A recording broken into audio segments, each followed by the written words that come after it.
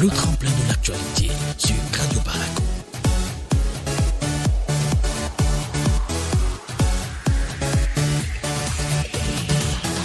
Nassoba, le package matinal.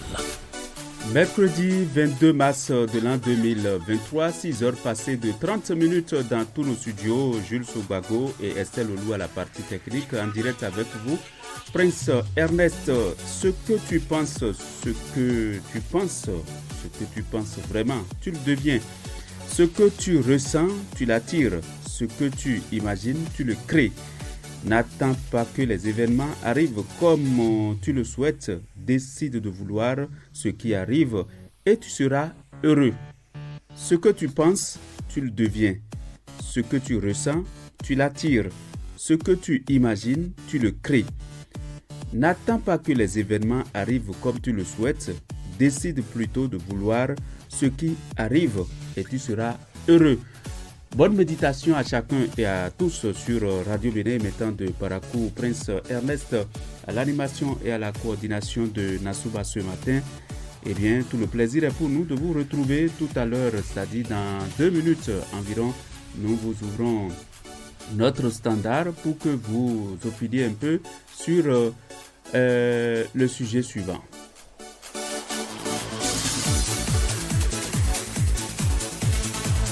Mesdames et messieurs, ce 20 mars a été proclamé Journée mondiale du bonheur et du bien-être par l'Assemblée générale des Nations unies. L'objectif est de faire prendre conscience aux gens du monde entier de l'importance du bonheur dans leur vie. C'est quoi le bonheur selon vous et vivez-vous ce bonheur? C'est la question en débat sur l'émission Nassoba de ce mercredi 22 mars 2023. Le 96 21 50 40, c'est le numéro à appeler pour réagir. Vous pouvez également nous y laisser un message WhatsApp ou commenter sur le www.facebook.com/ORTB Parakou.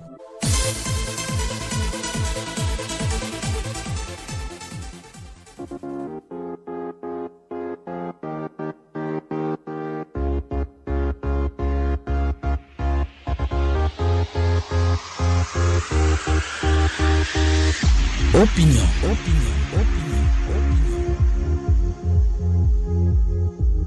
Opinion, le débat citoyen sur Radio Paraco.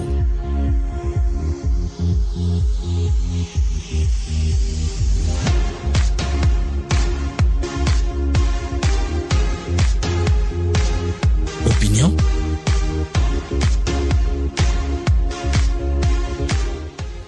Mesdames et messieurs, l'émission c'est Nassoba, ça ne fait que commencer. Nous sommes le mercredi 22 mars de l'an 2023.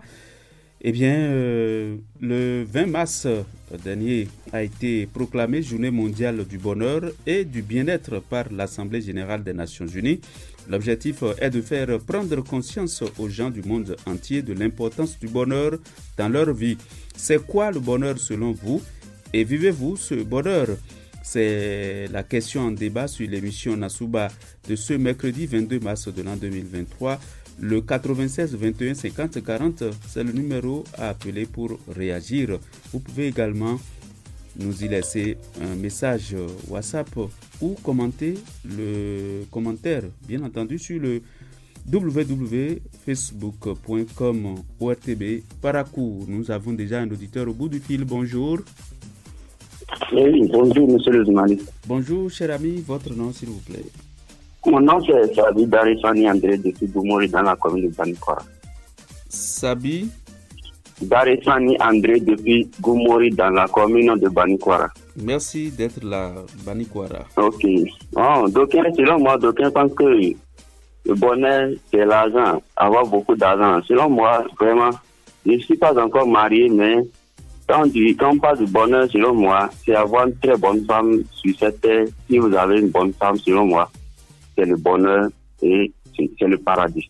Bon, c'est relatif. Hein? Selon moi, il faut avoir ces bonnes femmes-là dans tous les départements du Bénin, c'est-à-dire avoir au moins 12 femmes, avoir de maisons dans tous les départements, avoir de l'argent, être en bonne santé, etc. Merci beaucoup.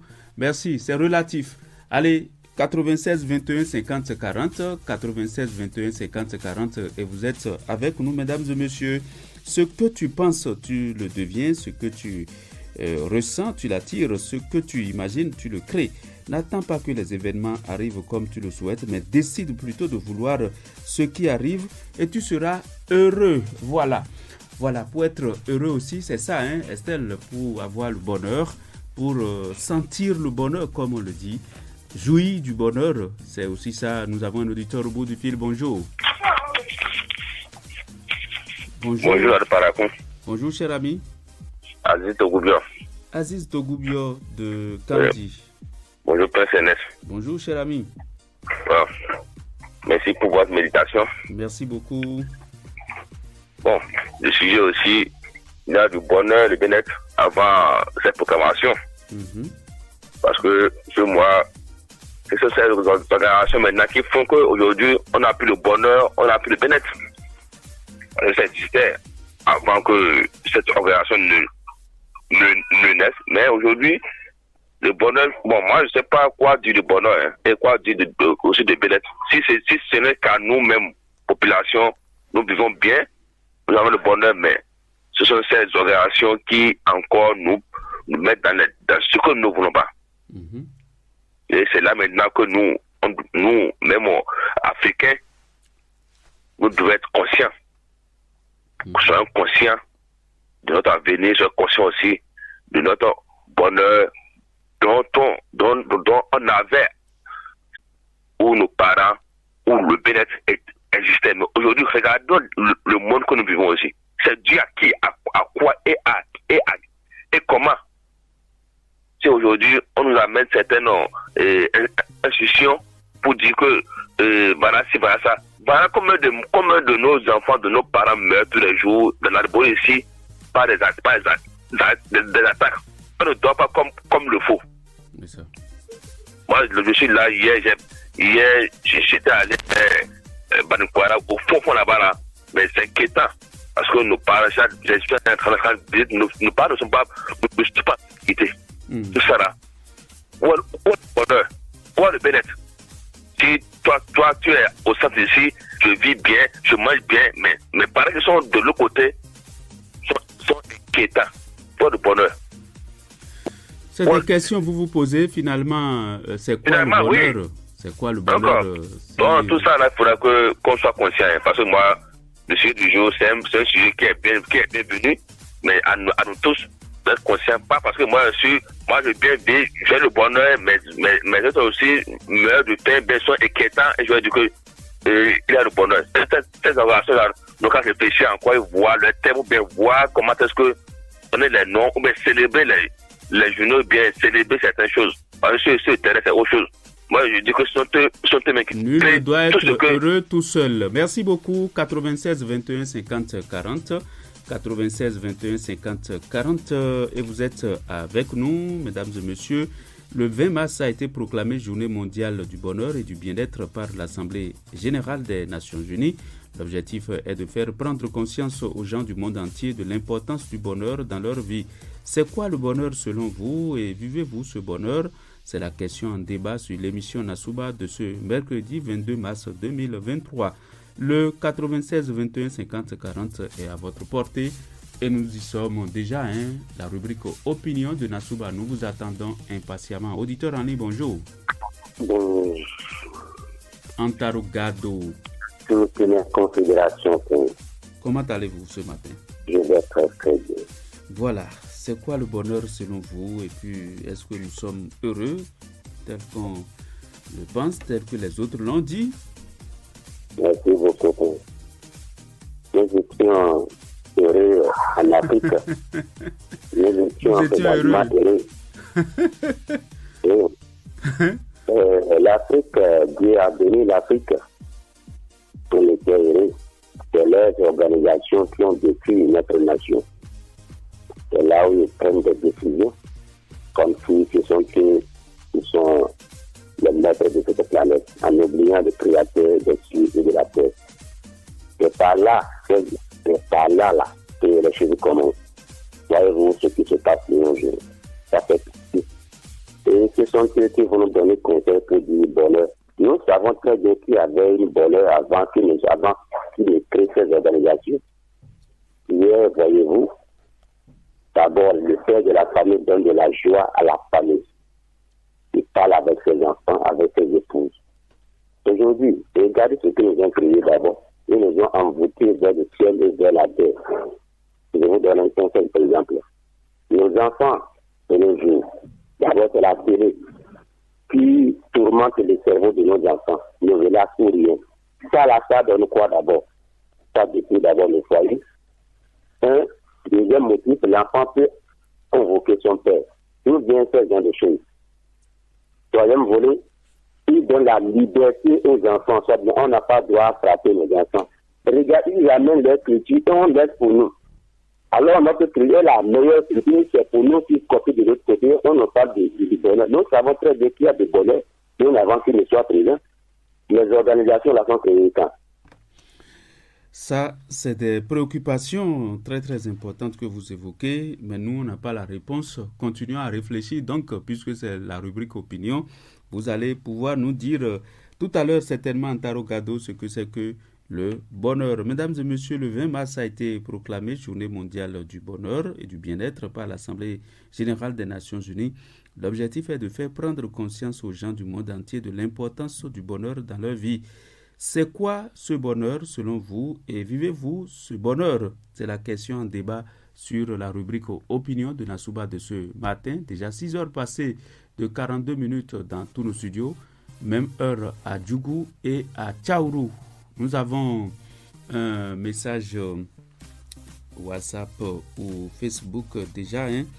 En attendant les autres, nous lisons ce message ou nous disons ce message à tout le monde parce que c'est écrit: Bonjour Radio Parakou, le bonheur est un état durable, agréable et équilibré de l'esprit et du corps. Celui qui vit en harmonie avec lui-même, paix intérieure, et ceux qui l'entourent vit le bonheur. Oui, je le vis. Merci à vous, Edwige Tako, depuis Weto. Nous sommes dans la commune d'Abomey-Calavi. Edwige, bonne journée à vous. Soyez toujours heureuse. Merci. 96 21 50 40. Bonjour. Bonjour. Oui, bonjour. Votre nom, s'il vous plaît. Simba Aldo Razak. Banikwara. Razak. Oui. Nous vous écoutons. Le bonheur, pour moi, c'est vivre une très bonne vie dans la vie. Une très bonne vie dans la vie, parce que la vie, aujourd'hui, c'est compliqué, quoi. C'est compliqué. Oh là là, vous êtes parti un peu plus tôt sans pouvoir vous expliquer, c'est pas grave. Nous avons tout le temps de vous retrouver certainement parce que nous avons encore 16 minutes devant nous. La rubrique opinion ne fait que donc commencer. Merci de nous revenir, chers amis. 96 21 50 40 et vous allez opiner.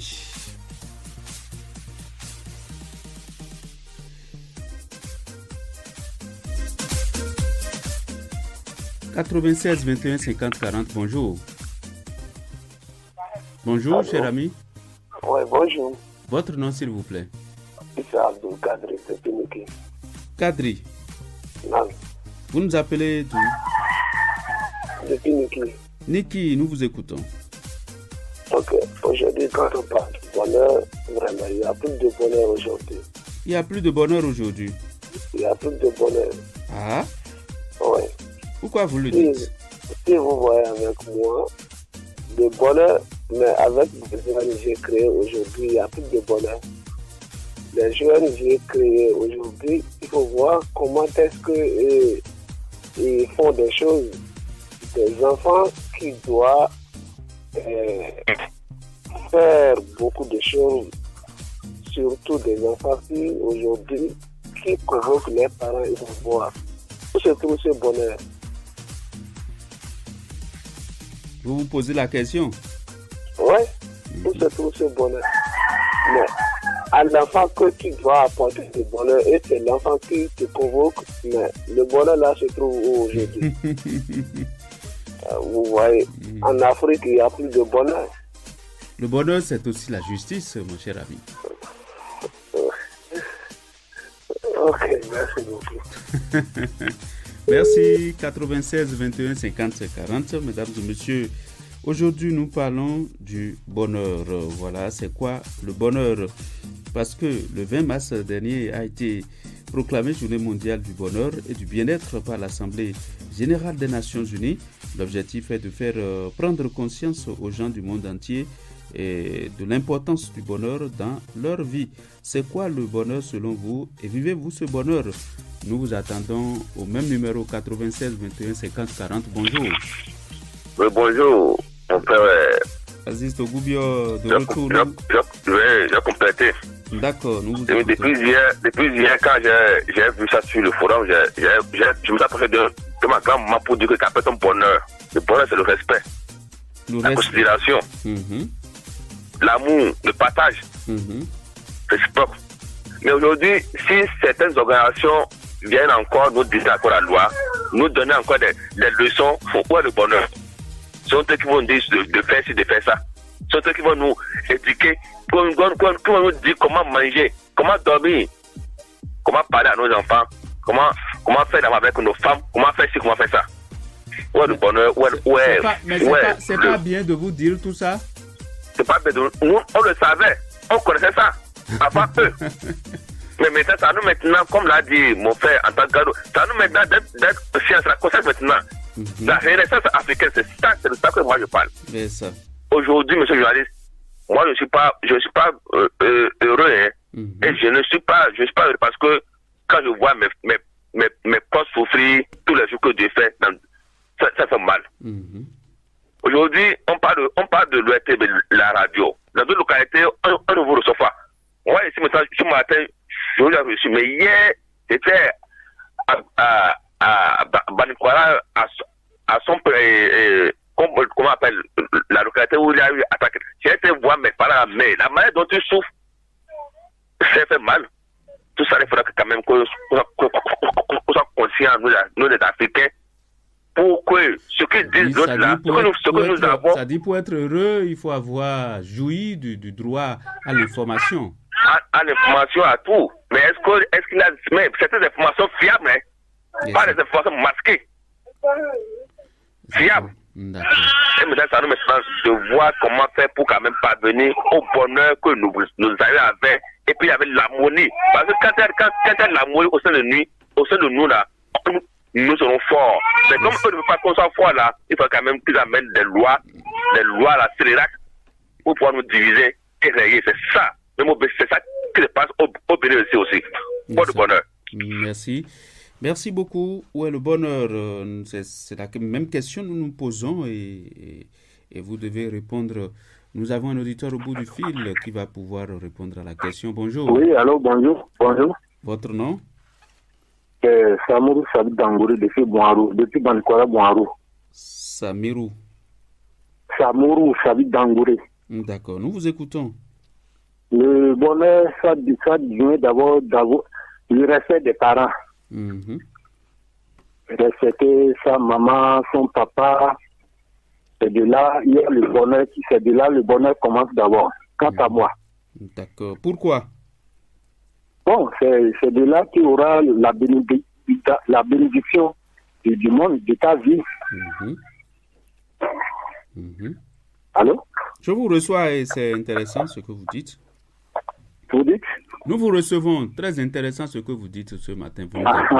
Donc c'est par là que les d'abord... enfants et à tout le monde, pour respecter les parents, avoir leur bénédiction, c'est ça le bonheur. C'est d'abord le bonheur, c'est de là le bonheur commence d'abord quant à moi. C'est ça. Oui, c'est ce que moi j'en suis. C'est mon avis ça. Dangouré, c'est dans quelle commune? Oh là là, il est parti. 96 21 50 40, 96 21 50 40. Et vous êtes avec nous déjà 6 heures passées de 50 minutes à Banikwara, d'où nous appellent beaucoup d'auditeurs ce matin. Nous disons merci à Kandi, Malanville Karimama, sans oublier Gogounou et Segbana. Nous attendons toujours l'appel de notre ami de Segbana. Il va pouvoir nous revenir tout à l'heure, sans oublier Tchaourou à côté, Djougou. C'est quoi ce matin? Bonjour. Bonjour, Guédé Idrissou depuis Segbana. Ah, Guédé Idriss, nous vous écoutons. Oui, par rapport à ce que vous avez mis sur Radio Paracou ce matin, le bonheur, c'est tout un arsenal. Et quelqu'un qui se porte bien, très bien avec toute sa famille, il arrive à joindre les deux bouts, avoir la paix dans son pays et paix aussi dans la famille et tout son entourage. Et je pense que c'est ça le bonheur. C'est ça. Donc le bonheur, c'est pas avoir beaucoup d'enfants, avoir beaucoup de maisons, de villas dans tous les pays du monde, avoir beaucoup de femmes, avoir son avion, sa voiture ou des voitures. Ce n'est pas ça le bonheur selon vous? Non. Selon moi, c'est pas ça. Avoir le minimum, c'est-à-dire la santé, une famille, quelques enfants, et arriver à joindre les deux bouts et régler les petits problèmes de la famille. Merci. Et avoir la paix surtout dans le pays et dans la famille et tout ton entourage. Je pense que c'est ça l'essentiel, c'est ça le bonheur pour moi. Ça, c'est bien noté. Merci beaucoup. Merci et bonne journée beaucoup. Chez vous. Merci. Bien à vous à Ségouana, 96 21 50 40. Bonjour. Oui, bonjour, Radio Paracou.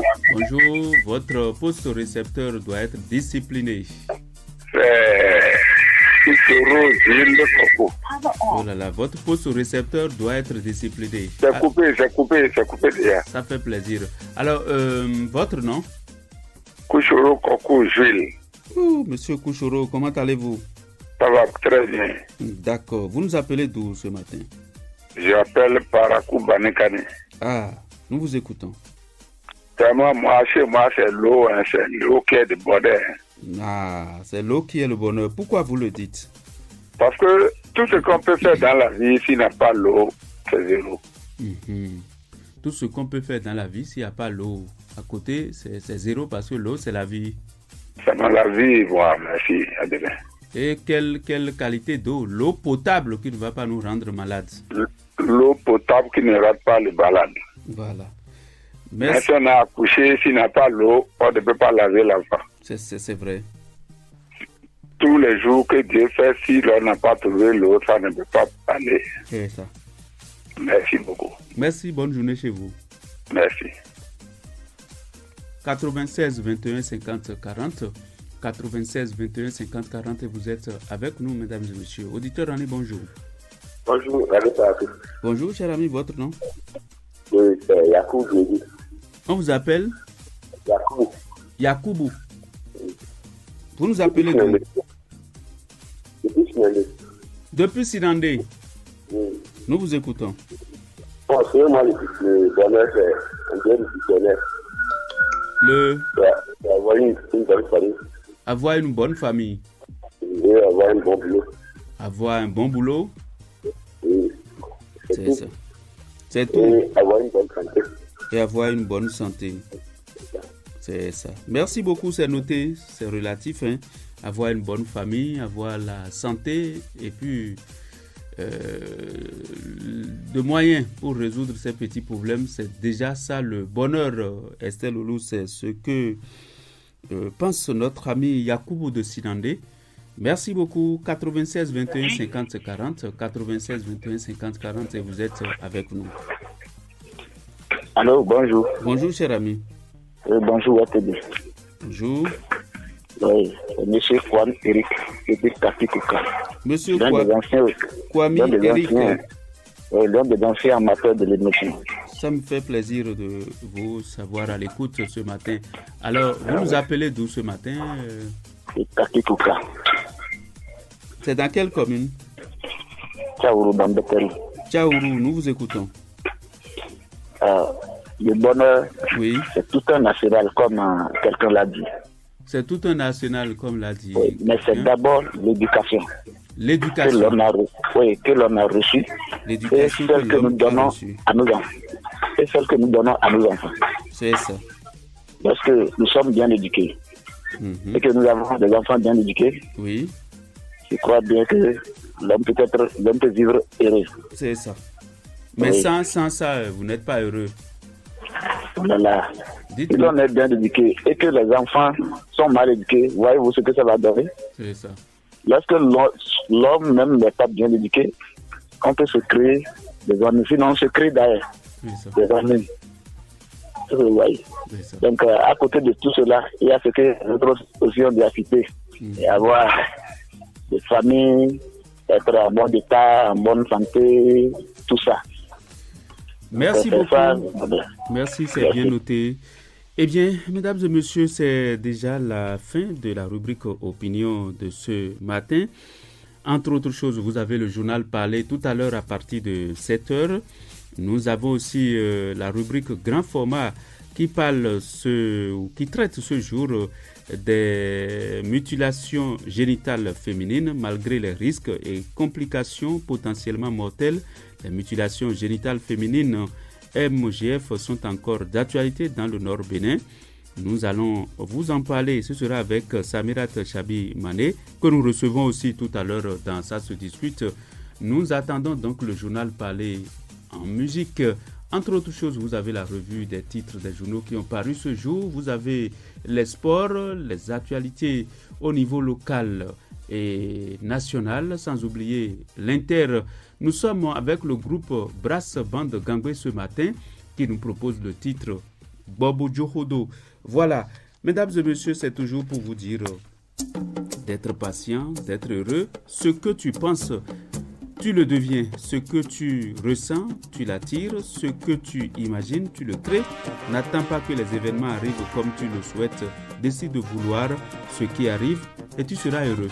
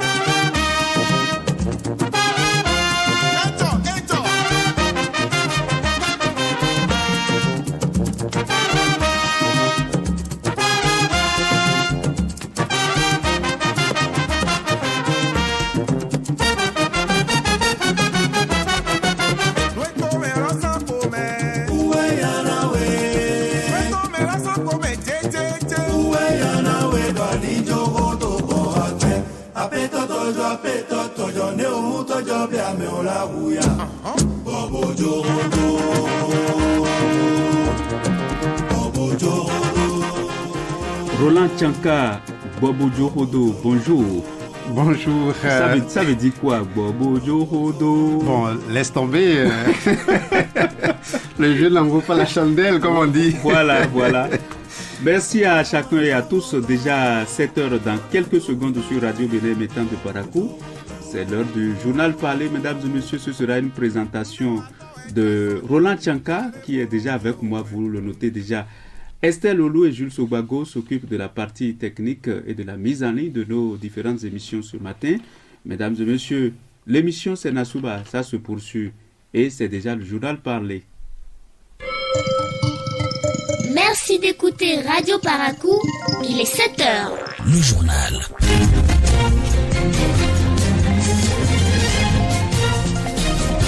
Infomatin, Roland Tchanka.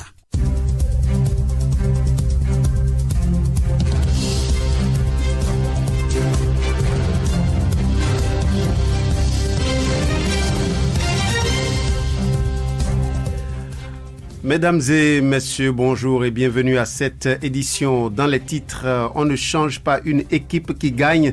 C'est ce qu'a déclaré le président Patrice Talon sur la question d'un éventuel remaniement ministériel. Question à lui adressée au cours de la conférence de presse dans le cadre de la visite du président nigérien au Bénin.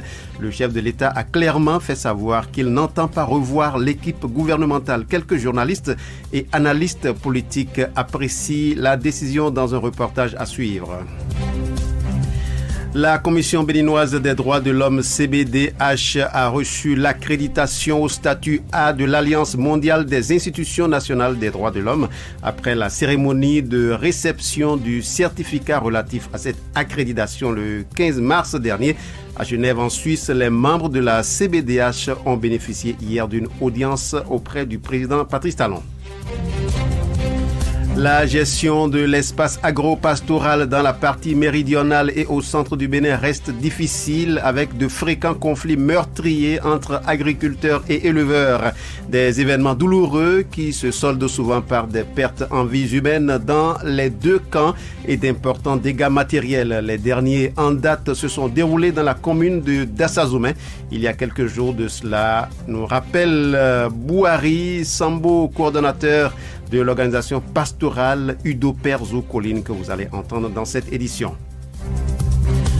Hors du Bénin, au Sénégal, l'opposant Ousmane Sonko dénonce une tentative d'assassinat. L'information émane de son parti. Dans une vidéo postée sur les réseaux sociaux, Ousmane Sonko accuse le régime du président Macky Sall d'user d'une stratégie de la terreur pour éliminer des adversaires politiques. Mesdames et messieurs, voilà pour les titres. Le développement, c'est dans un instant.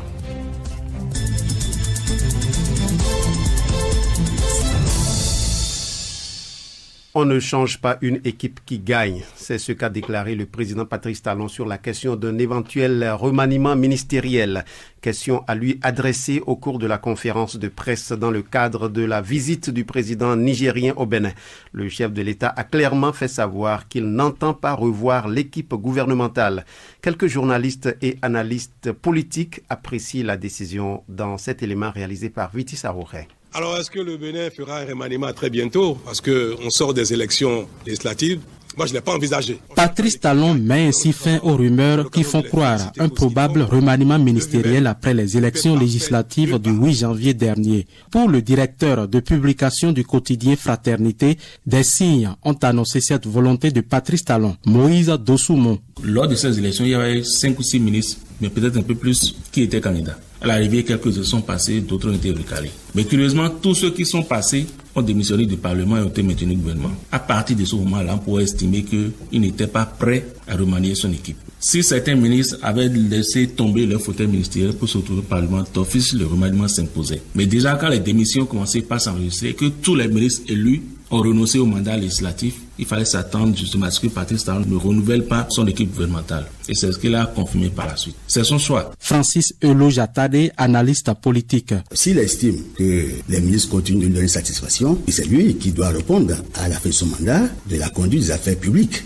Dans ces conditions, on ne peut pas lui en vouloir. À en croire Moïse Dossoumont, cette déclaration de Patrice Talon pourrait décevoir des partenaires politiques. Pour ménager un peu ces partenaires politiques qui ne soient pas aussi crus dans cette déclaration. Parce que la chef de l'État a été très cru, il n'a pas été diplomate, il a dit les choses telles qu'il le pensait et telles qu'il voulait le faire. Il reconnaît qu'il y a des gens qui attendent, donc il en est conscient. Il sait qu'il y a des partenaires peut-être qui l'ont accompagné depuis 7 ans et qui l'ont peut-être donné, qui attendent toujours de faire les preuves à ses côtés. À sa place, moi j'aurais dit que je ne ressens pas à l'heure actuelle le besoin de procéder à un mandat ministériel et que si ce besoin s'imposait d'ici 2026, je le ferai. Mais dit d'office que ce n'est pas à l'ordre du jour, qu'il n'en est pas question, ça refroidit certaines ardeurs, ça éteint certaines ambitions. Ange Banouin, analyste politique. Patrice Talon, lorsqu'on analyse un peu son style de gouvernance, on se rend compte que c'est quelqu'un qui voudrait que le jeu politique ne se joue pas au sein du gouvernement. On peut compter au bout des doigts le nombre de remaniements ministériels qu'il y a eu au bout de 7 ans. Jusqu'à nouvel ordre, les principaux chevaliers de notre dynamique resteront en place, a dit par ailleurs Patrice Talon sur la question d'un remaniement ministériel.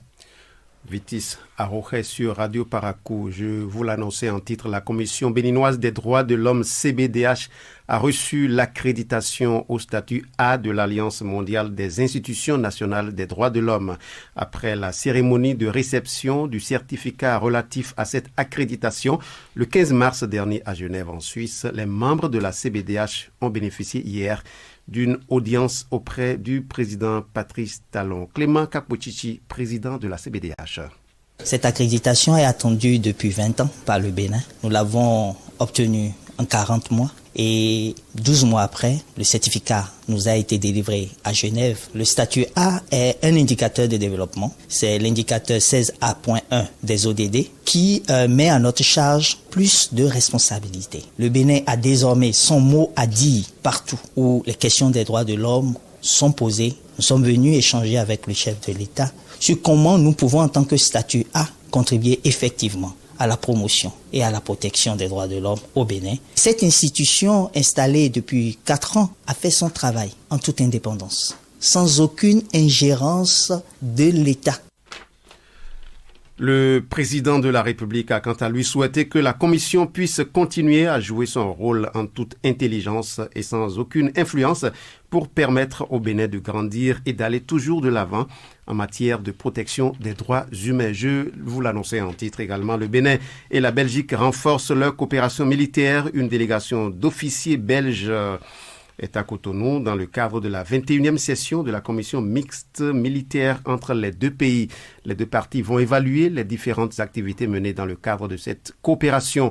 Elles vont également explorer les pistes qui permettent d'améliorer les dispositions qui doivent encore l'être. Le compte rendu avec Isaac Agbatan.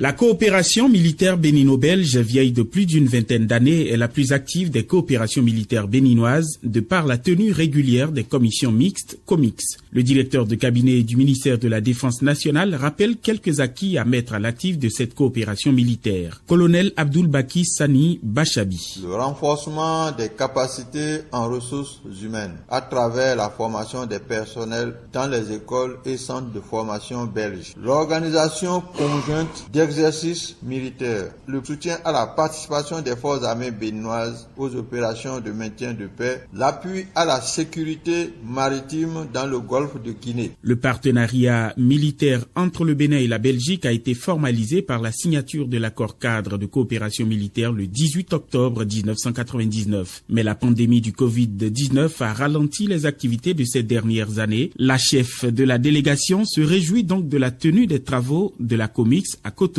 Colonel Yannick Debrabander, coprésidente de la commission. Il est heureux que ces années difficiles n'aient pas entamé l'entente exceptionnelle de nos deux pays. Au contraire, notre lien s'est renforcé depuis notre dernière rencontre. Les travaux sont prévus pour durer 3 jours et témoignent encore une fois de l'excellence et de la vigueur des relations entre le Bénin et la Belgique.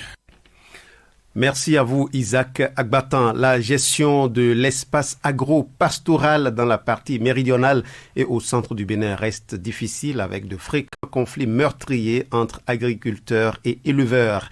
Des événements douloureux qui se soldent souvent par des pertes en vies humaines dans les deux camps et d'importants dégâts matériels. Les derniers en date se sont déroulés dans la commune de Dassazoumé. Il y a quelques jours de cela, rappelle Bouhari Sambo, coordonnateur de l'organisation pastorale Udoper Zoukolina. C'est les animaux des commerçants. Ils étaient au pâturage quand un individu a empoisonné le pâturage où les animaux pâturaient. Il y a eu 21 bêtes qui sont mortes sur place. Et les enquêtes sont en cours pour que vraiment les coupables soient arrêtés. Ensuite, dernier événement, c'est celui d'hier, le 20 mars, toujours dans la commune de Dassa, à l'arrondissement de Sokolobo. Il y a eu mésentente entre un agriculteur et un éleveur. Du coup, le éleveur a arraché la vie à l'agriculteur, ce qui a fait de révolte populaire sur la communauté Peul de la zone. Donc tout éleveur qui traversait cette localité est arrêté, tabassé, tué. Et déjà il y a plusieurs morts. Il y a beaucoup d'éleveurs qu'on n'a pas pu retrouver jusqu'à l'heure actuelle. Et ceux qui ont pu fuir, et Dieu les a sauvés. Les vieilles, les vieux qui n'ont pas pu s'en sortir, Jusque-là, on n'a pas de leurs nouvelles. Vraiment, nous remercions aussi la police républicaine qui vraiment est à pied d'œuvre pour amener la paix dans toutes ces localités où il y a ces conflits-là. Eh bien, c'était le sujet opinion sur Nassouba. Ce lundi 20 mars, le monde a célébré la journée internationale du bonheur. Qu'est-ce que le bonheur et comment l'apprécie-t-on? Nous avons posé la question à des citoyens de la ville de Parakou. Voici leur réponse.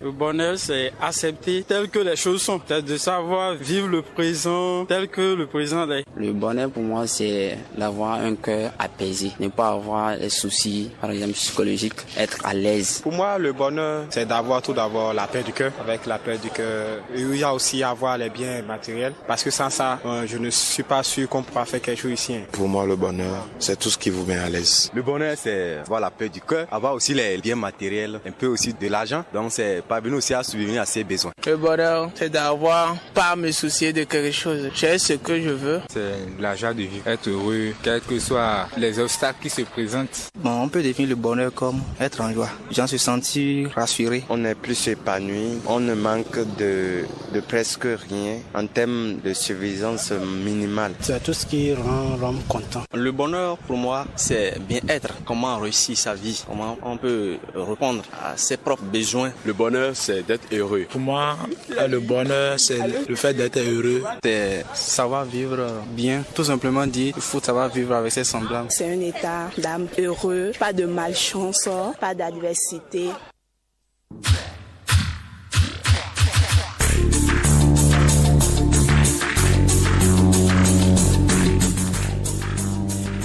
Nassouba se poursuit, le journal se poursuit et nous sommes déjà à l'Inter. Nous commençons par le Togo. Soupçon de corruption au Togo, Vincent Bolloré voit sa mise en examen confirmée. Roland Tchanka. Oui, selon les avocats partis au dossier, la Cour d'appel de Paris a annulé hier une partie des pièces de l'enquête sur l'attribution de la gestion du port de Lomé entre 2009 et 2011, mais confirmé la mise en examen de l'homme d'affaires français pour corruption d'argent public étranger. L'instance judiciaire avait été saisie par la défense de Vincent Bolloré qui demandait la nullité de l'enquête judiciaire et donc de sa mise en examen au motif notamment que la présomption d'innocence du milliardaire français était bafouée par le fait que sa tentative avortée de plaider coupable figurait dans la procédure. 6 heures passées de 13 minutes au Sénégal, 7h13 minutes au Bénin. À Dakar, l'opposant Ousmane Sonko dénonce une tentative d'assassinat.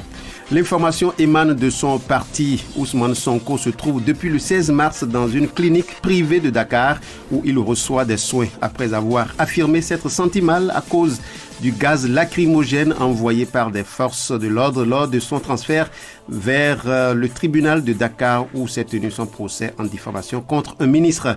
Dans une vidéo postée sur les réseaux sociaux, l'opposant accuse le régime du président Macky Sall d'user d'une stratégie de la terreur pour éliminer des adversaires politiques. Au Tchad, mort d'Idriss Déby, plus de 400 rebelles condamnés à la prison à vie. Ils ont été condamnés pour actes de terrorisme, mercenariat, enrôlement d'enfants dans l'armée et atteinte à la vie du chef de l'État, selon le procureur général de N'Djamena, Mahamat El Hadj Abanana. Les audiences se sont déroulées à huis clos dans l'enceinte de la prison de Klessoum, à une vingtaine de kilomètres au sud-est de la capitale. Loi sur les retraites en France, nous sommes hors du continent, j'allais dire. Emmanuel Macron veut apaiser la colère. Le chef de l'État en retrait depuis janvier sur le dossier répondra ce jour à 13h en direct à l'Élysée aux journalistes Marie-Sophie Lacaro de TF1 et Julien Bugier de France 2. Cette entrevue intervient à la veille d'une nouvelle journée de mobilisation syndicale et alors que les manifestations se sont poursuivies dans le pays. Eh bien, ce que tu penses, tu le deviens, ce que tu ressens, tu l'attires, ce que tu imagines, tu le crées. N'attends pas que les événements arrivent comme tu le souhaites. Décide plutôt de vouloir ce qui arrive et tu seras heureux. Estelle Olou, Jules Sobago, Prince Ernest Agouta, sans oublier Roland Tchanka, nous vous remercions d'être toujours avec nous. Nassouba se poursuit et nous attendons les pages sport. Bien entendu, en musique, nous sommes avec le groupe Brass Band Gangui.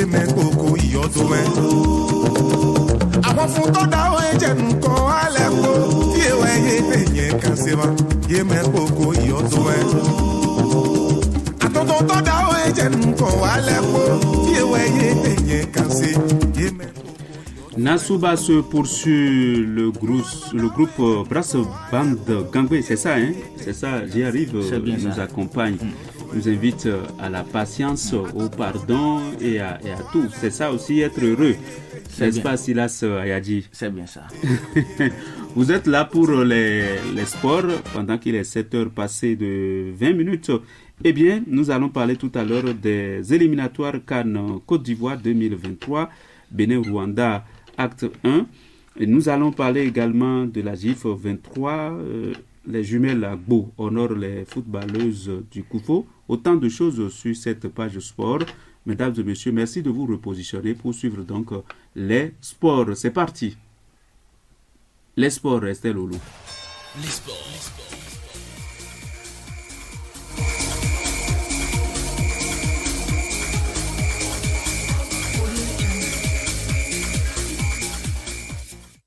Je le disais tantôt, Patrick Silas Ayadji, éliminatoire CAN Côte d'Ivoire 2023, Bénin-Rwanda, acte 1, c'est cet après-midi au stade général Mathieu Kérékou de Cotonou. Nous n'avons pas droit à l'erreur, je crois. Hein? C'est bien ça. Et ce duel s'annonce décisif pour l'équipe des Guépards qui a tout simplement le dos au mur après 2 journées. En face, les Amovubi sont à Cotonou avec l'ambition d'enfoncer davantage les Béninois, de quoi annoncer une opposition grandeur nature entre les deux équipes.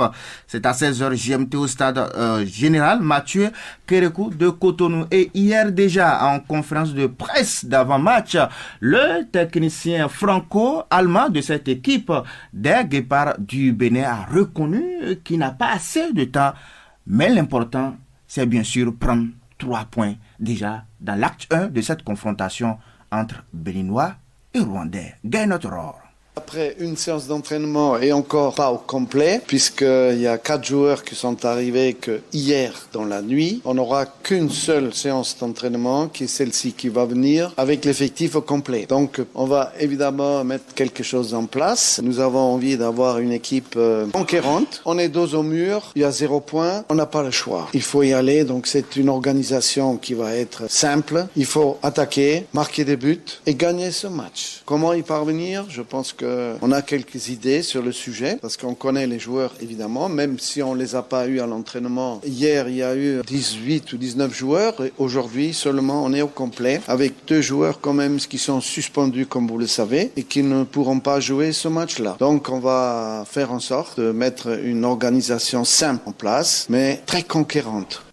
Merci à vous, Evrad Djissou, notre confrère du quotidien Megasport, qui nous a permis d'avoir ce son avec 0 point au compteur. Le Bénin joue sa survie à partir de cette bataille de Cotonou face au Rwanda. C'est une rencontre à double enjeu pour les hommes de Gaynoth Roar. En effet, les Guépards sont contraints de s'imposer afin de se relancer dans un groupe L où ils tiennent la lanterne rouge. Pour atteindre cet objectif, le sélectionneur du Bénin dispose de tous ses joueurs clés pour l'occasion. Toutes les forces vives sont présentes à l'instar de Steve Mounier, Jodel Dessou, Khaled Adeno, Cédric Ntondiou ou encore Tosin Ayegou. Il faut préciser que Dalmeda Sessi et Melvin Doremus sont suspendus pour cette rencontre. Le Rwanda peut jouer les troupes faites. Les hommes de Carlos Alos Ferrer sont bien conscients du fait qu'avec un match nul, ils mettraient davantage les Guépards dos au mur. Les Amavoubi ont démontré face au Sénégal et au Mozambique qu'il reste une équipe très difficile à manœuvrer, avec un bloc bas difficile à bouger. Avec un point au compteur, le Rwanda réaliserait une très bonne opération en cas d'une victoire à Cotonou, sauf que cette rencontre va se jouer en aller et au retour sur le territoire béninois, puisque le stade Ouyé du côté du Rwanda n'a pas été approuvé par la Confédération africaine de football. Donc les Guépards ont une double opportunité, battre en aller et retour cette formation du Rwanda à Cotonou. Je te le disais tantôt, nous n'avons pas droit à l'erreur. Les garçons de Roar n'ont pas droit à l'erreur. GIF 2023, les jumelles Agbo honorent les footballeuses cependant du Koufo. C'est bien ça. Et avant de parler de cette journée, il faut le préciser, le match c'est à 16h sur l'ensemble du réseau de l'OLTV. Ça veut dire qu'à partir de 16h, vous pouvez aussi capter Radio Parakou à Diakotomé. Comme vous l'avez précisé, le week-end écoulé, la grande rencontre des jumelles a tenu toutes ses promesses. Les filles de Diakotomé de Koulékamé se sont mesurées sur la pelouse du stade de Diakotomé. Le trophée est allé du côté de Koulékamé après la séance des tirs au but suivant. Jeannette Agbo, co-initiatrice de la rencontre. Les gens ne reconnaissent pas notre valeur, mais dans la vie, la femme fait beaucoup. Raison pour laquelle nous on a mobilisé nos sœurs pour célébrer la femme. Les gens étaient contents, il y avait la population, le soutien était vraiment au point. On va suivre sa jumelle Jeanne Agbo, qui est toujours aussi co-initiatrice, j'y arrive, de la rencontre. Les organisatrices ont déjà la tête tournée vers la prochaine édition. Jeanne Agbo. L'année prochaine, nous allons faire plus. Nous voulons exciter encore nos sœurs à redoubler d'efforts. Il faut redoubler d'efforts. La rencontre est organisée dans le cadre de la célébration de la Journée internationale des droits des femmes. Christophe Megbedji, préfet du Koufo. Nous allons la célébrer, cette journée-là, jusqu'au 31 décembre. Parce qu'on doit célébrer la femme tous les jours que Dieu fait. Les deux équipes s'équivalent. Je voudrais les féliciter. Féliciter les deux jumelles qui ont bien voulu nous permettre de nous distraire ce soir. La rencontre est donc organisée dans le cadre de la célébration en différé de la Journée internationale des droits des femmes. Prince Ernest Agbota, on va s'en arrêter là pour le compte de l'actualité des sports. On dit à l'unisson, allez les Guépards du Bénin. Allez les Guépards, et vous nous rappelez tout à l'heure qu'à partir de 16h, tout le Nord sera branché Radio Parakou, à partir de Radio Parakou. Radio Bénin, pourront suivre aussi sur les écrans de la télévision nationale. Voilà, ils pourront suivre ce fameux match en direct. Rwanda, Bénin. Bénin, Rwanda d'abord. Voilà. Selon... Bénin, Rwanda. Voilà. Et après Rwanda, Bénin. Même et si c'est toujours à Cotonou. À Cotonou. Au stade général Mathieu Kérékou. Voilà. De Kourounou. Merci beaucoup. Merci Patrick Silas Ayadi. Nassouba se poursuit et à présent, c'est le grand format qui traite d'une question de santé ce matin. Le Desk Santé nous parle dans son grand format des conséquences sanitaires des mutilations génitales féminines et les actions de lutte contre le phénomène.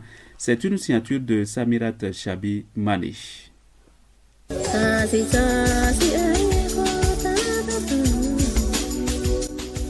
En dépit des multiples sensibilisations, le phénomène de mutilation génitale féminine a toujours droit de cité dans la partie septentrionale du Bénin et pour cause. Salifou Kassimou, chargé de programme de l'ONG APEM, entendait Association pour la protection de l'enfance malheureuse.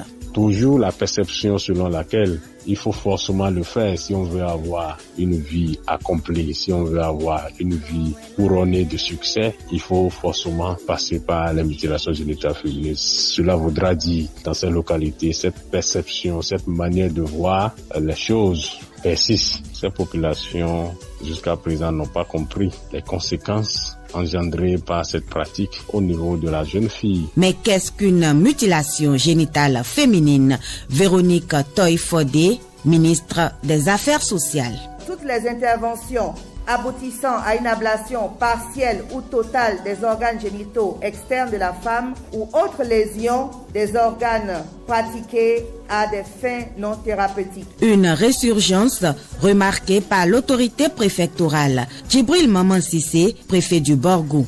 Le phénomène des mutilations génitales féminines prend aujourd'hui de l'ampleur dans notre pays, avec plus d'acuité dans les départements du Nord. Pourtant, entre-temps, l'espoir était permis, car les auteurs de cette pratique, en l'occurrence les exciseuses, avaient pris des engagements dans certaines localités et plusieurs s'étaient reconvertis à d'autres activités. La pratique à la peau dure, elle a changé de forme au fil des ans, nous apprend Salifou Kassimou de l'ONG APEM.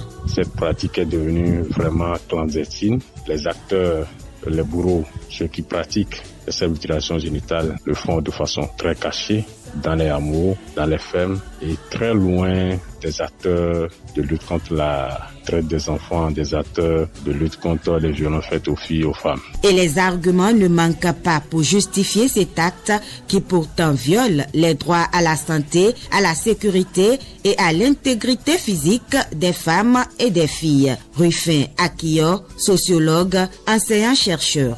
Autrefois, ce rituel traditionnel qui explique le passage à l'âge adulte de la jeune fille se faisait à l'âge de 15 ans pour montrer sa pureté aux yeux de son futur mari. Quelles que soient les raisons avancées, la pratique de l'excision comporte beaucoup de risques pour la femme. Alassane Sabi Karim, acteur de la promotion du genre, de la famille et de l'enfant dans la Donga. Quelques recherches ont montré que la femme excisée pourrait être moins sensible que celle non excisée. Elle pourrait moins satisfaire son partenaire. Dans le domaine de la santé, l'excision peut conduire dans l'immédiat à des décès suite à la non-maîtrise des hémorragies.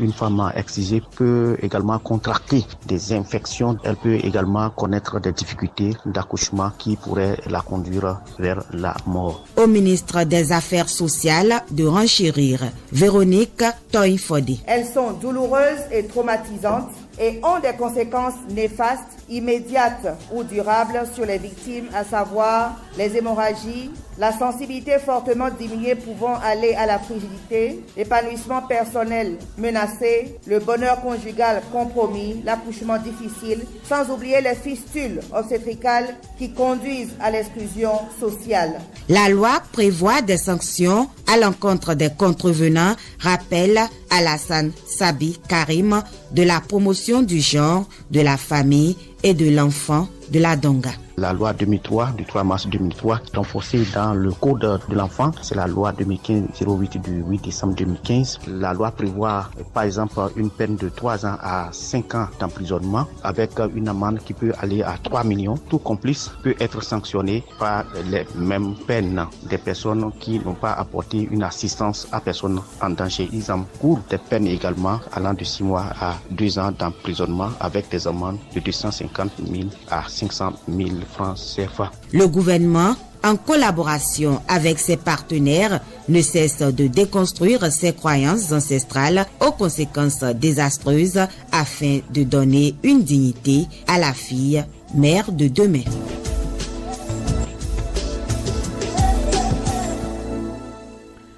Merci à vous, Samirat Chabimane, pour cette belle réalisation. Nous reviendrons à vous tout à l'heure pour d'autres explications sur les mutilations génitales féminines. Vous serez avec Vitis Arouche. En attendant, nous allons ensemble suivre la revue des titres. La revue, c'est bien entendu la revue des journaux parus à Cotonou déjà ce matin. C'est parti.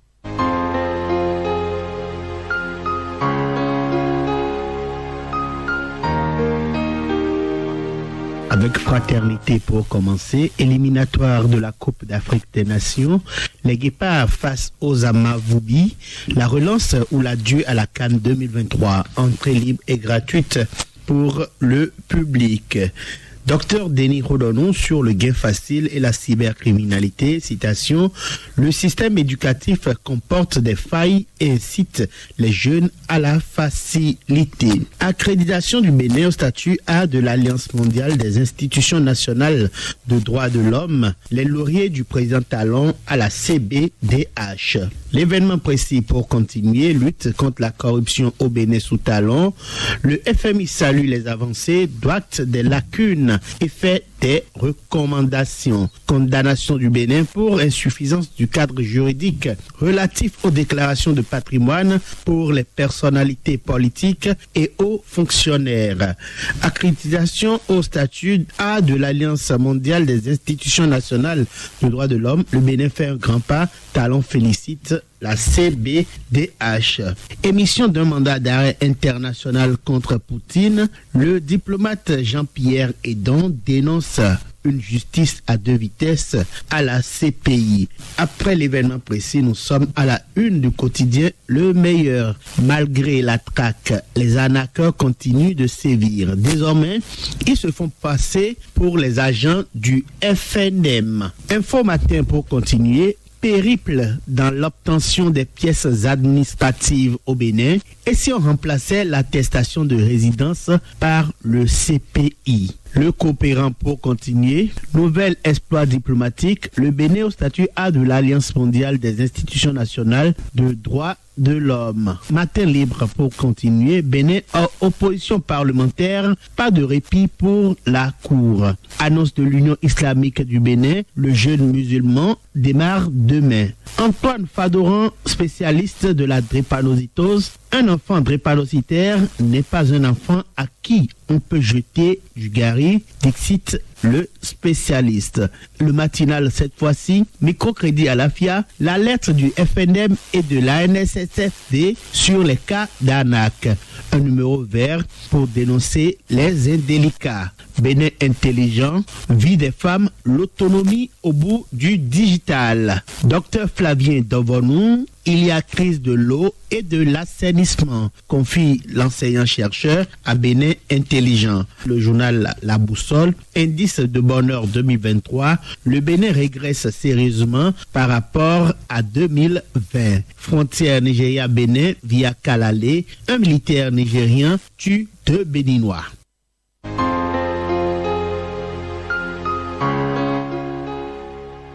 Merci à vous, Patrick. Eh bien, nous continuons, Nassouba. Ce sera, bien entendu, ça se discute tout à l'heure. Dans 1 minute, 7 heures passées de 35 minutes déjà dans tous nos studios. Mesdames et messieurs, merci donc de vous repositionner. Comme je vous l'avais dit, je serai avec Vitis Arouche et Samirat Chabimane. Bien entendu, restez à l'écoute. Ça se discute. Faites-vous une idée claire de l'actualité.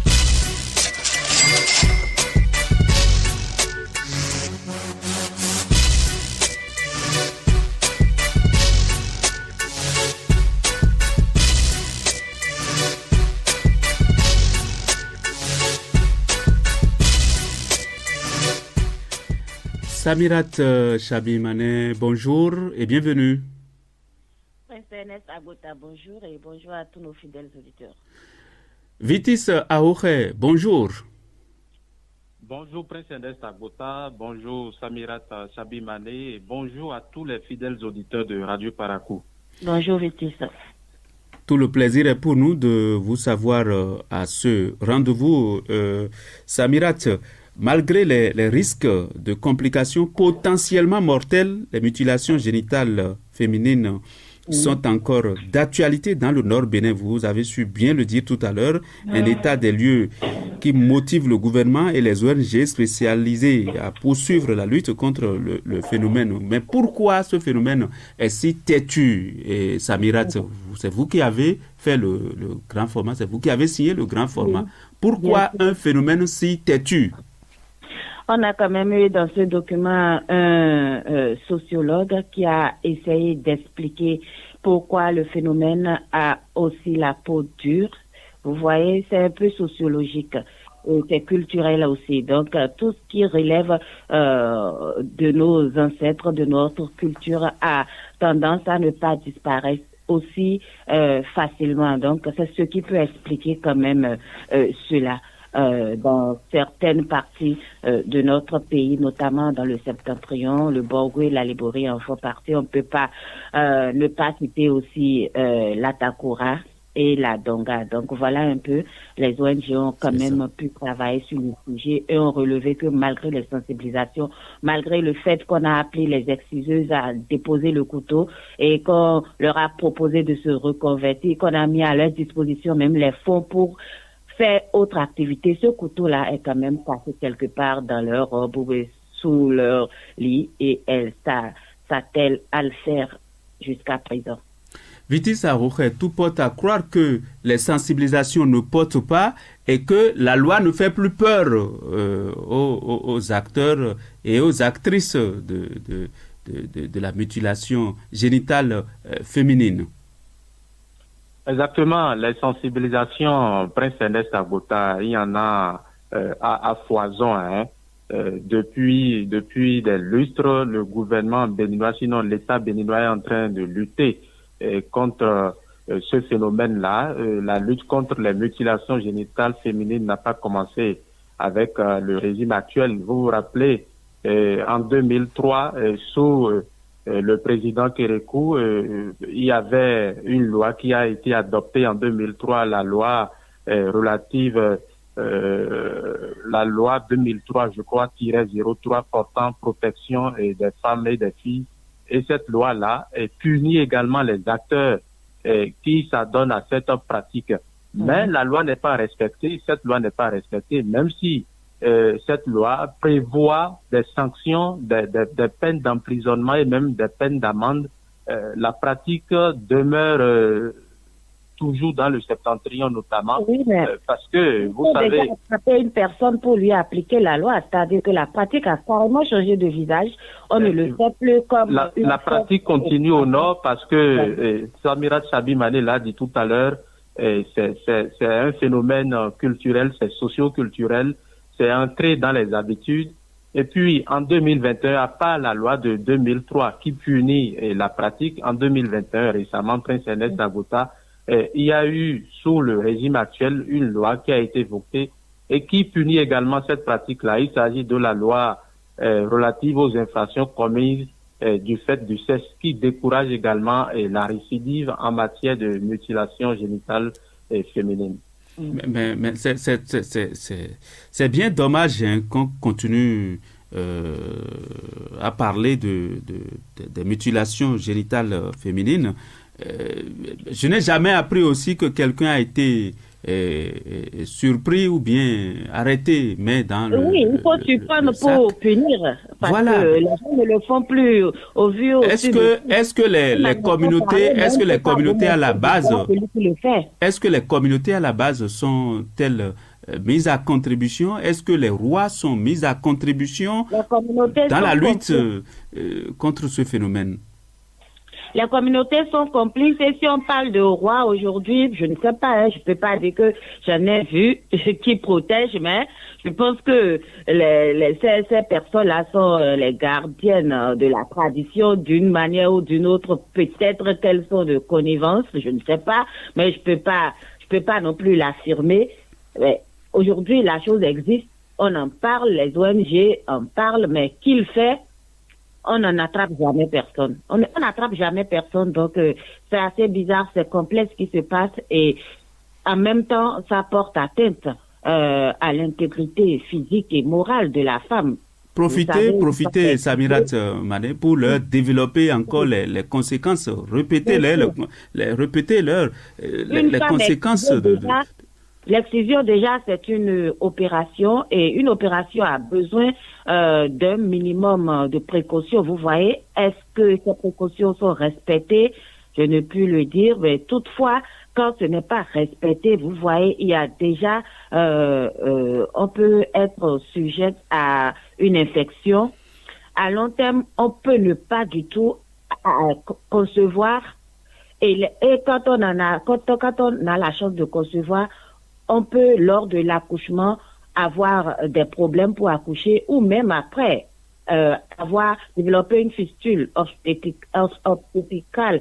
Et vous voyez, ces femmes-là aussi, sur le plan sexuel, ne sont pas totalement épanouies, ce que j'ai entendu. Elles ne sont pas épanouies parce qu'elles deviennent frigides, elles ne mouillent pas assez. Les conditions pour passer à l'action assez difficiles. Et ce sont des femmes qui développent aussi des problèmes psychologiques, parce que quand tu n'arrives pas dans un foyer à être pleinement femme, du coup, ton foyer va basculer ou balancer. Or, au début, on se dit que c'est pour être pure, c'est pour être une femme qui ne va pas aller voir dehors, mais à la fin, ce qu'on recherche n'est pas à la hauteur de l'opération. Alors, pourquoi continuer avec ce phénomène que je traite de bizarre? Excusez le thème en direct. Vitis Ahoure, qu'en dites-vous? Vous savez, Prince Ernest Agbota, la pratique à la peau dure, elle demeure parce que le grand format l'a montré. Les gens ont changé de stratégie. Les auteurs, les praticiens ou praticiennes de cette activité-là ont changé de stratégie. Et qu'est-ce qui se fait maintenant? On va dans les lieux très reculés, on va dans les hameaux. Il y a même un aspect qu'il faut évoquer par rapport à ça. On va carrément dans les zones frontalières, transfrontalières de notre pays, dans les zones extrêmement frontalières pour pouvoir pratiquer l'excision, les mutilations génitales féminines. Et comme ça, on se cache. Vous savez, ce qui fait également que la pratique à la peau dure, c'est que on met beaucoup plus l'accent sur la sensibilisation, sur les campagnes de vulgarisation des textes de loi, alors que ces textes de loi-là prévoient également le volet sanction, le volet punition. Mais ce volet-là tarde à être mis en application. Je crois que je n'ai jamais entendu parler de l'arrestation d'une praticienne ou bien d'un praticien de l'excision. Je n'ai jamais appris quelque part que la police a mis la main sur une praticienne de l'excision dans une localité. Alors que chaque jour que Dieu fait, surtout à l'occasion de la journée internationale tolérance zéro aux mutilations génitales féminines, on fait des sensibilisations à grand renfort médiatique, alors que le volet sanction ne prend pas du tout. Ça ne prend pas parce que les acteurs eux-mêmes, les praticiens, le font en tout catimini, dans des zones extrêmement reculées. Voilà les subtilités de la pratique Prince Ernest Agbota. Dans le septentrion, nous l'avons dit, elle a toujours la peau dure, puisque une étude réalisée en 2019 a donné son rapport, et selon le rapport de cette étude-là, qui a porté sur la prévalence des mutilations génitales féminines au Bénin, Je crois que le Borgou vient en première position avec un taux de prévalence de 41,4%. Il est suivi de la Libori avec 26%, la Donga également 26% et la Takora est 14% et Prince Ernest Agbota. Donc, si on veut vraiment mettre fin ou bien freiner la pratique des mutilations génitales féminines dans notre pays, il faut qu'on passe véritablement à la répression, surtout dans les nouvelles zones où le forfait est commis, où les gens vont pour pouvoir essayer faire de l'ablation sur les jeunes filles ou bien sur les femmes. Et puis l'autre volet également, c'est qu'aujourd'hui, ce n'est pas forcément des femmes qui sont excisées, c'est des nourrissons. Ça se fait aujourd'hui sur des nourrissons. Pour être vraiment en cachette, les gens le pratiquent sur des nourrissons, sur des bébés qui viennent de naître, Prince Ernest Agbota. Alors, Samirat, ça concerne encore la femme, toujours la femme sexuellement mutilée. Alors, quel engagement pour une lutte efficace contre ce phénomène? Oui, c'est ce que nous faisons déjà après Prince Agbota. Et il faut préciser que ce n'est pas que celles qui mettent en pratique cette excision-là qui sont poursuivies par la loi. Il y a les complices. Toute personne qui a eu vent d'une quelconque opération du genre et qui ne dénonce pas est complice et est frappé par la loi également. Donc, il faut quand même qu'on revienne sur ce volet. La sensibilisation a trop duré. Il faut quand même qu'on sache que les partenaires mettent beaucoup plus l'accent sur la répression et que les personnes habilitées à mettre en pratique cette répression-là vraiment commencent par sévir. Quand on va prendre 1, 2, 3 personnes, je pense que ça va servir d'exemple et que le phénomène va reculer parce que quand on regarde vraiment, comme je le disais tantôt, ce qu'on y gagne par rapport à ce qu'on perd, ça ne vaut pas vraiment la peine. Et les partenaires mettent beaucoup d'argent dans cette histoire-là. Donc, pourquoi ça ne prend pas? Vraiment, il faut passer à la répression, à la vitesse supérieure. Et on doit protéger les femmes, on doit protéger nos filles, on doit protéger nos enfants. C'est important. Beaucoup en meurent. On peut mourir banalement du fait de cette opération juste parce que l'hémorragie ne s'arrête pas. Et puisque ça se fait en catimini, quand même les filles, les femmes meurent, juste après, on n'apprend plus rien.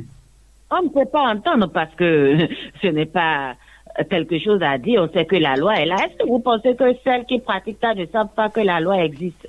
Elles savent très bien que la loi existe, donc il faut passer carrément à la répression maintenant. On doit en arriver là. C'est ma vision et c'est mon opinion. Il faut vraiment, Prince Ernest Agbota, que la sanction prenne aujourd'hui parce que les conséquences des mutilations génitales féminines sont là. Et Samirat Sabimane l'a évoqué tout à l'heure. C'est des conséquences, c'est tout un désastre sur la femme.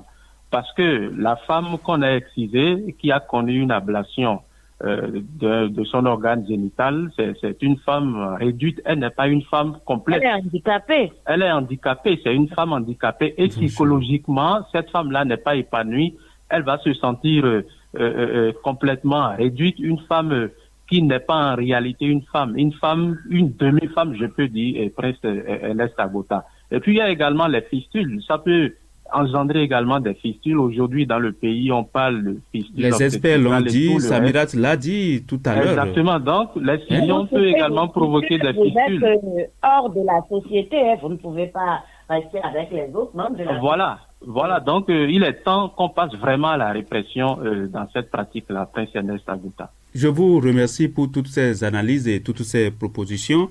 Le 20 mars a été proclamé Journée mondiale du bonheur et du bien-être par l'Assemblée générale des Nations unies. L'objectif est de faire prendre conscience aux gens du monde entier de l'importance du bonheur dans leur vie. C'est quoi le bonheur selon vous? Et vivez-vous ce bonheur? Quand j'ai posé la question aux auditeurs ce matin, beaucoup étaient présents et ont répondu que le bonheur, c'est d'avoir une belle et bonne femme. D'autres ont répondu que le bonheur, c'est d'éviter que le radicalisme violent, en tout cas, se généralise au Bénin. C'est le respect, c'est le partage, c'est la non-dépravation des mœurs. Nous notre question.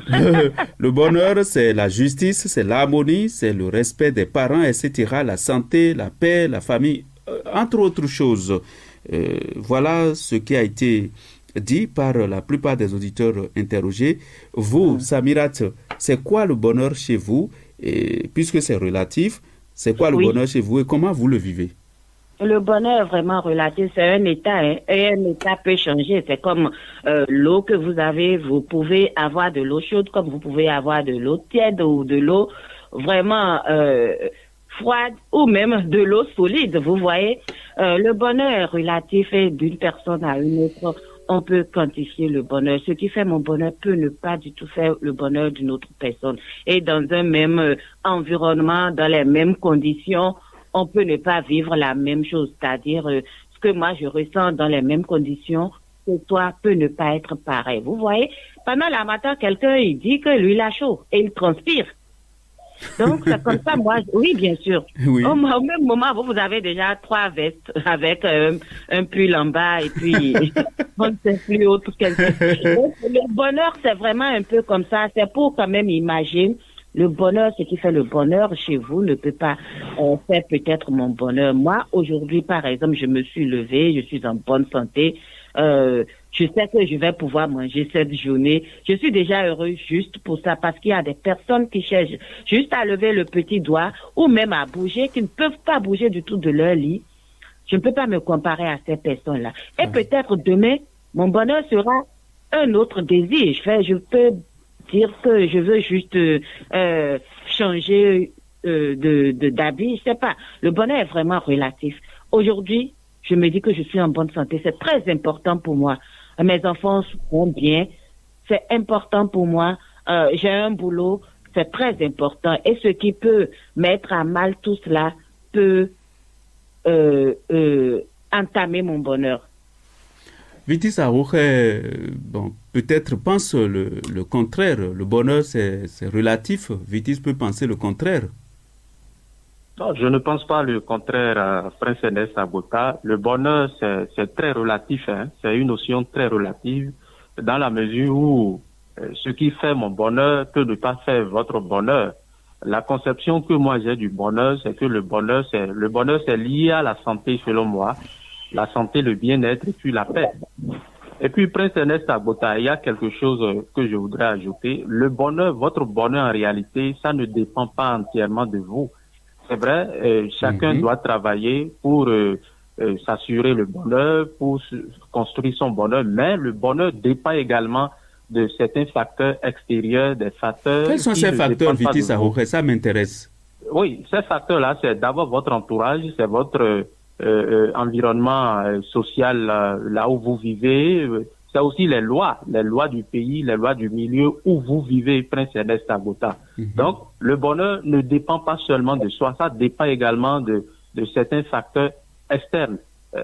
Vous savez, les pouvoirs publics, c'est là qu'il faut parler des pouvoirs publics parce que le bonheur du citoyen, dépend également du pays dans lequel il vit, des autorités qui ont en charge ce pays-là. Et puis, vous allez voir que même dans nos concessions, dans les maisons où nous vivons, dans nos maisons, dans notre entourage, votre prochain peut faire votre bonheur. Lorsque vous n'êtes pas en conflit avec votre entourage, cela peut contribuer à votre bonheur. Lorsque vous avez des querelles avec votre entourage, Prince Ernest Agbota, vous imaginez ce que cela peut faire sur votre psychologie. Alors qu'on dit que le bonheur, c'est également un état d'âme. Samirat Chabimane l'a dit tout à l'heure. Donc, votre entourage également peut contribuer à votre bonheur, Prince Ernest Agbota. Alors, donc, ça Samirat, ne dépend pas entièrement de soi. Samirat, que dites-vous de cet aspect de la chose où Vitis nous parle des facteurs extérieurs qui déterminent notre bonheur à nous?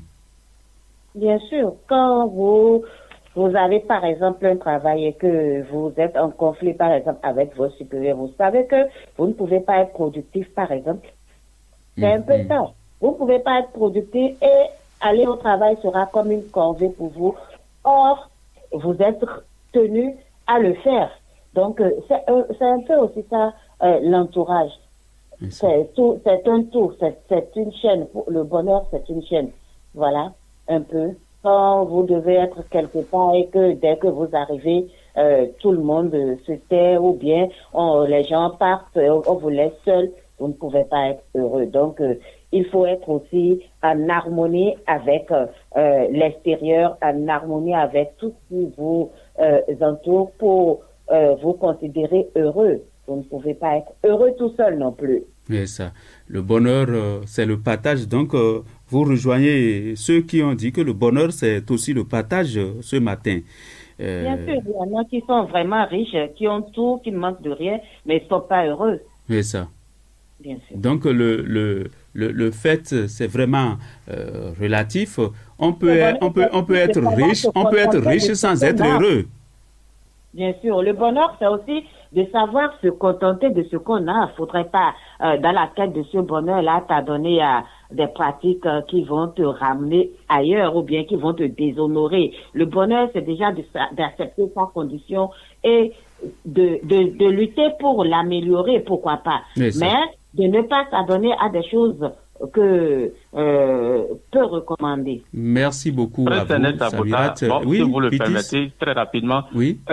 Parlant des facteurs externes du bonheur, vous savez, l'État a un rôle fondamental à jouer. Vous vous rappelez, en 2020, il y a eu un rapport international qui est sorti. L'indice du développement humain.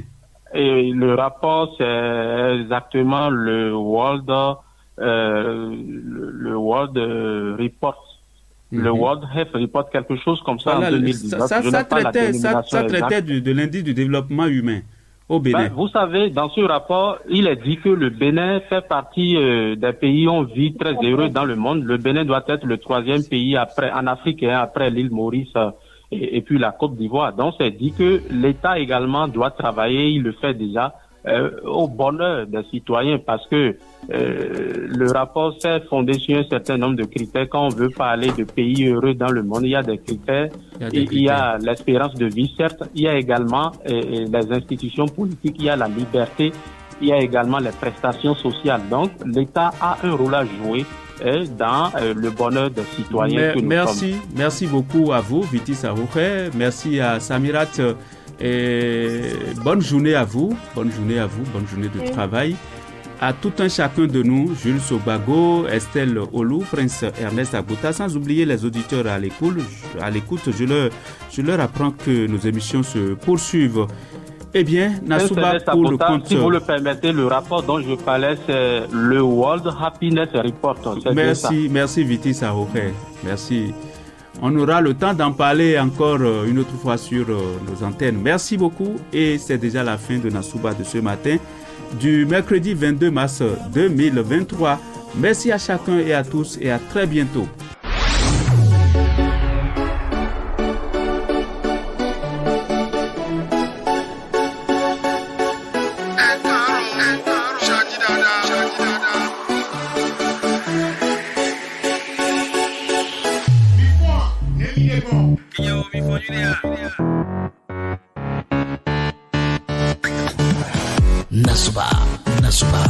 Nassouba.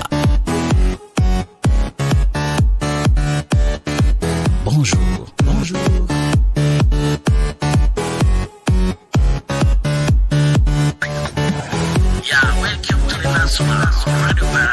Welcome to Nassouba, le tremplin de l'actualité sur Radio Barako.